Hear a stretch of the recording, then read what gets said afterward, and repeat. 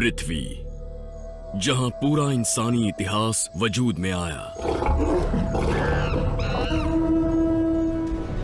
आज हमारे पास जो एक चीज है, ये इंसान के लिए एक छोटा सा कदम है। मौसम बदलने का खतरा। अब तक। लेकिन सिर्फ यही एक जगह नहीं है जिसे हम घर कह सकते हैं। छानबीन करने के लिए मंगल ग्रह एक शानदार जगह है, एक ऐसी जगह जो पृथ्वी के इतने करीब है कि हम वहां पहुंच सकते हैं। कई दशकों से हमने मंगल ग्रह पर जाने का सपना देखा है। अब हम वहां पहुंचने की कगार पर हैं। मेरे ख्याल से अगर हम मंगल पर एक बेस बना लें तो हम दरअसल मंगल पर एक नए जीवन की शुरुआत करेंगे। मंगल ग्रह पर बेस बनाने के लिए हमें रॉकेट इस्तेमाल करने के तरीके में क्रांति लानी होगी। अगर हमें मंगल पर बस्ती बसानी है तो हमें जल्दी से ज्यादा लोग वहां भेजने पड़ेंगे। हमें सीखना होगा कि एक जमे हुए रेगिस्तानी ग्रह पर कैसे रहते हैं, और हमें ऐसे एस्ट्रोनॉट्स चाहिए होंगे जो सब कुछ दांव पर लगा दें। एक तरफा सफर ही असल में इसे मुमकिन बनाता है।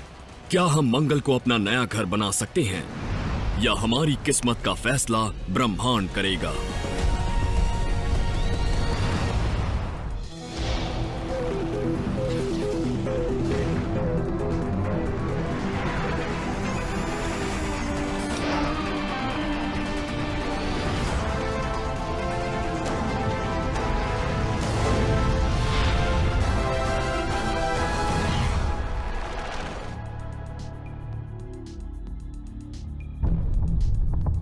ये सौर मंडल की सबसे पसंदीदा खाली पड़ी जमीन है।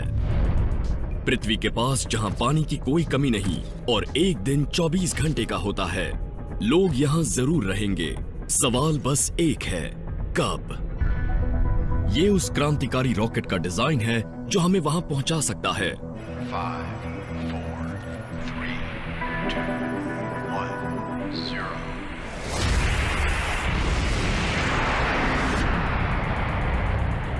जी हां, उसका इस तरह बीच हवा में रुकना जरूरी है।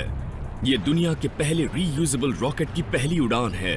अगर वो अपनी उड़ान भरने वाली जगह पर वापस उतरने में नाकाम रहा तो मंगल पर जाने का पहला इंसानी अभियान कई साल के लिए टल सकता है।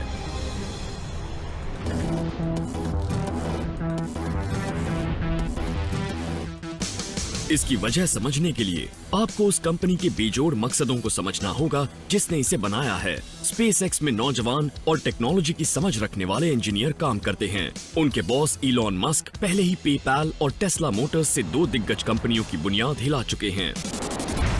अब उनकी नजरें अंतरिक्ष और मंगल ग्रह पर हैं। स्पेसएक्स का मकसद रॉकेट इंजीनियरिंग की हालत को बेहतर बनाना है ताकि अंतरिक्ष जाने आने के साधन को उस हद तक सुधारा जा सके कि लोग मंगल ग्रह तक जा सकें और हम मंगल पर अपने दम पर टिके रहने वाली सभ्यता को कायम कर सकें। स्पेसएक्स अंतरिक्ष की छानबीन के नए युग का अगुवा है। हम उन तमाम बढ़ती हुई निजी कंपनियों के साथ काम करेंगे जो अंतरिक्ष में जाना आसान और किफायती बनाने के लिए मुकाबला कर रही हैं। स्पेसएक्स पहले ही स्पेस स्टेशन को सप्लाई भेजने के लिए अमेरिकी सरकार से ठेका हासिल कर चुकी है, जिसमें दूसरे रॉकेटों पर कीमतें आधी कर दी है। लेकिन इलॉन और उनके इंजीनियर इससे आगे की सोच रहे हैं। उनका मानना है कि दोबारा इस्तेमाल के लायक रॉकेट अंतरिक्ष जाने की इंसानी पहुंच की काया पलट करेगा। अगर विमान दोबारा इस्तेमाल करने के लायक नहीं होते तो हमें सफर के लिए एक नया विमान खरीदना पड़ता और विमान से सफर करना बेहिसाब महंगा हो जाता। मुझे नहीं लगता कि रॉकेट को दोबारा इस्तेमाल करने की दिक्कत को सुलझाए बिना मंगल ग्रह पर किसी बेस को कायम किया जा सकता है। मंगल पर जाना एक मुश्किल लक्ष्य है क्योंकि वो बहुत दूर है, चांद से 1000 गुना ज्यादा दूर। वहां जाने के लिए एस्ट्रोनॉट को जरूरत पड़ेगी बहुत ज्यादा मात्रा में ईंधन और एक बड़े इंजन की। नासा के उस सैटर्न 5 रॉकेट से भी बड़े रॉकेट की जो 4 दशक पहले अपोलो के एस्ट्रोनॉट को चांद पर ले गया था। मंगल दूर है, इसीलिए हमें ज्यादा साजो सामान ले जाना पड़ेगा और उस सबसे मास बढ़ जाएगा और फिर उसके लिए और बड़े रॉकेट की जरूरत पड़ेगी ताकि वो उस मास को वहां ले जा सके जहां आप जा रहे हैं।